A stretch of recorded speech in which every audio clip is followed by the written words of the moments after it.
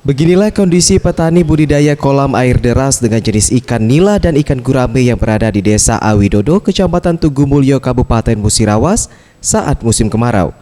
Akibat tidak turunnya air hujan yang cukup lama, kebutuhan debit air deras di sejumlah kolam ikan mengalami kekurangan, sehingga hasil produksi ikan yang dihasilkan mengalami penurunan hingga 50% dari sebelumnya. Hal ini diakui Sukiran, salah seorang pembudidaya ikan kolam air deras Desa Awidodo.